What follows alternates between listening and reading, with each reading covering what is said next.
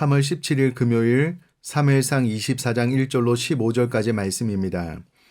사울이 블레셋 사람을 쫓다가 돌아오매 어떤 사람이 그에게 말하여 이르되 보소서 다윗이 엔게디 광야에 있더이다 하니 사울이 온 이스라엘에서 택한 사람 3,000명을 거느리고 다윗과 그의 사람들을 찾으러 들염소 바위로 갈새 길가양에 우리에 이른즉 굴이 있는지라 사울이 뒤를 보러 들어가니라 다윗과 그의 사람들이 그 굴 깊은 곳에 있더니 다윗의 사람들이 이르되 보소서 여호와께서 당신에게 이르시기를 내가 원수를 내 손에 넘기리니 내 생각에 좋은 대로 그에게 행하라 하시더니 이것이 그날이니이다 하니 다윗이 일어나서 사울의 겉옷자락을 가만히 베니라.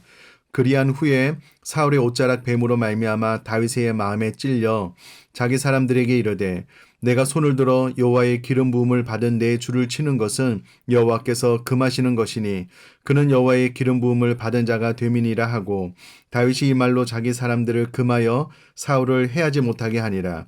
사울이 일어나 굴에서 나가 자기 길을 가니라.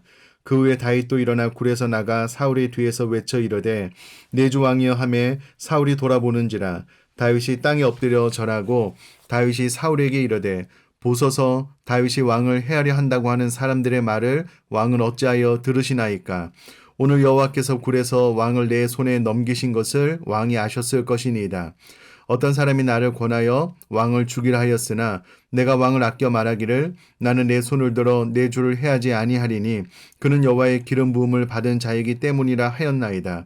내 아버지여 보소서 내 손에 있는 왕의 옷자락을 보소서 내가 왕을 죽이지 아니하고 겉옷자락만 베었은즉 내 손에 악이나 죄가가 없는 줄을 오늘 아실지니이다.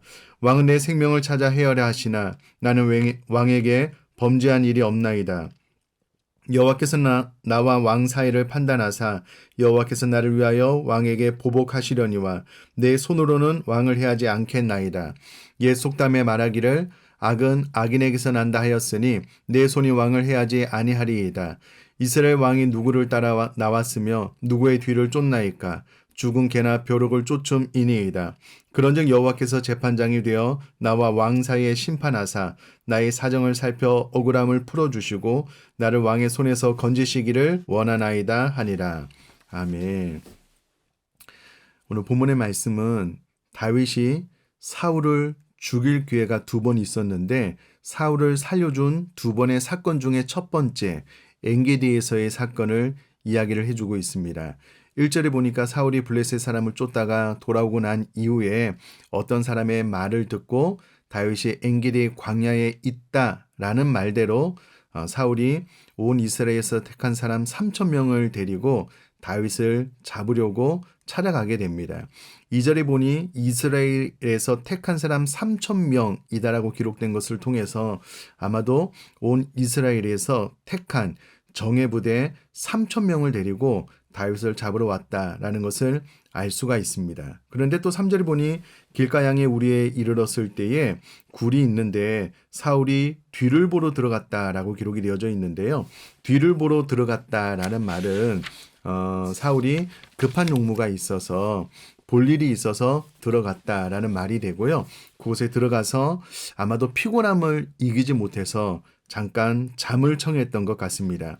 그런데 마침 다윗과 그의 사람들이 그 굴 깊은 곳에 있다가 사울이 잠든 것을 발견하게 되고 다윗의 사람들이 다윗에게 4절에 보니까 이렇게 이야기를 하는 것입니다. 여호와께서 당신에게 이르시기를 내가 원수를 내 손에 넘기리니 내 생각에 좋은 대로 그에게 행하라 하시더니 이것이 그날입니다. 절호의 기회가 왔습니다. 이제 하나님의 뜻대로 사울을 죽이십시오 라고 말을 하게 됩니다. 자, 여기서 우리가 정말 이 구절을 주의 깊게 봐야 될 것이 무엇이냐면 하나님께서 정하신 원칙이 있습니다. 그리고 이 원칙을 벗어나면 안 됩니다. 그런데 다윗 주변에 있는 사람들이 그 원칙을 벗어나서 특별히 여호와께서 당신에게 기회를 주셨다라고 말을 함으로써 다윗의 귀에 솔깃한 제안을 합니다. 이야기를 듣고 사울이 잠자고 있는 틈을 타서 다윗이 일어나 사울의 겉옷자락을 가만히 베는데 그것마저도 다윗의 마음에 찔려서 6절에 자기 사람들에게 이렇게 이야기를 합니다. 내가 손을 들어 여호와의 기름 부음을 받은 내 주를 치는 것은 여호와께서 금하시는 것이니 그는 여호와의 기름 부음을 받은 자가 됨이니라 라고 정확하게 이야기를 합니다. 왜 사울 죽이기를 멈췄는가? 그것은 사울이 여호와의 기름 부음을 받았기 때문이고 하나님께서 기름 부어 세우신 종을 내가 사사로운 감정에 사로잡혀서 죽일 수 없다라고 이야기를 합니다.